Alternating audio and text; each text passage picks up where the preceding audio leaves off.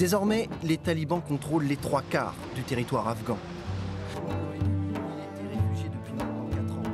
Le dernier président communiste mis en place par les soviétiques aurait été pendu à un réverbère après Noël. Quelques heures après la dépouille de l'ancien président communiste, Najibullah se balançait suspendu à un lampadaire en plein centre-ville. Là, et au nom d'un refus dissimulé, le général exceptionnellement a accepté de répondre aux questions.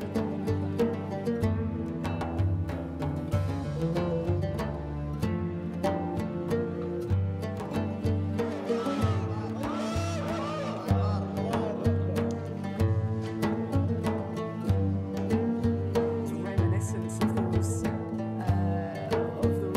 the last chopper of Saigon.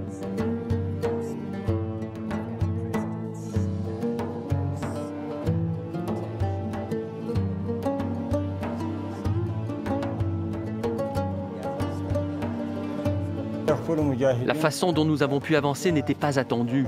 Nous n'avions jamais pensé pouvoir avancer aussi vite. Mais Dieu nous a donné cette victoire.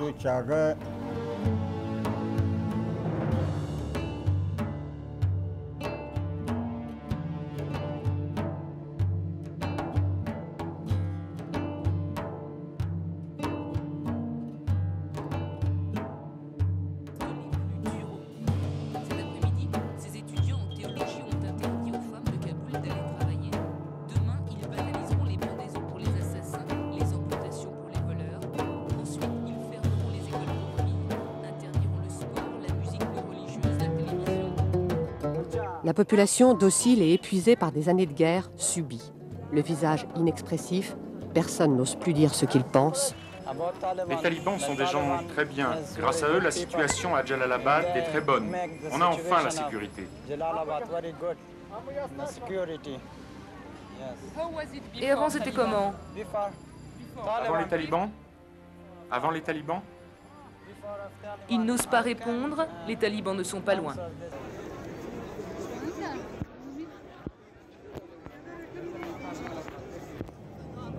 Bord, seule enclave encore sécurisée.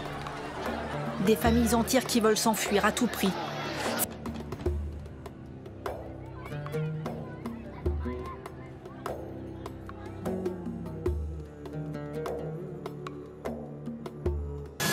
Un vidéaste amateur filme des Afghans prêts à prendre tous les risques pour monter dans cet avion militaire américain. C'est cette crainte de l'avenir, cette crainte de retomber finalement dans ces années obscurantistes du régime taliban entre 1996 et 2001 qui pousse des milliers d'Afghans à vouloir fuir le pays.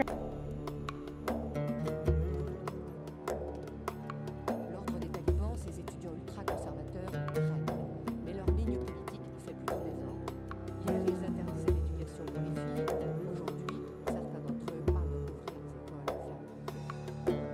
La femme est comme toujours la première obsession des intégristes. Son effigie est ici martelée par les grandes études. Presque des opérations soviétiques observent. Sous leur administration, ce n'est plus que femmes voilées, rétablissement des châtiments islamiques, interdiction des jeux de hasard et de la drogue, bref, stricte application de la loi coranique.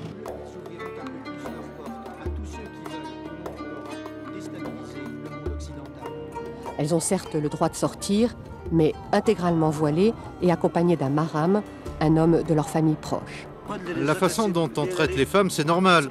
C'est prévu par l'islam. L'islam dit que les femmes ne doivent pas travailler. C'est dangereux pour la société. Vous les étrangers, vous nous demandez sans arrêt pourquoi les femmes ne travaillent pas. Moi je vous réponds, nous savons ce que nous faisons.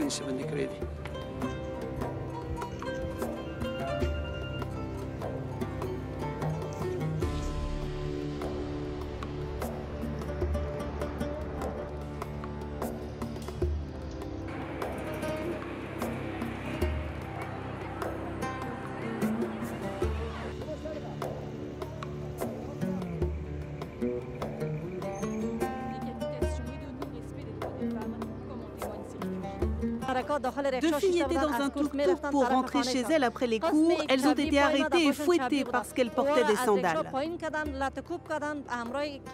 On entend déjà et on voit déjà des rapports de petites filles et d'adolescentes qui sont prélevées dans leur famille, données aux combattants talibans pour être mariées de force.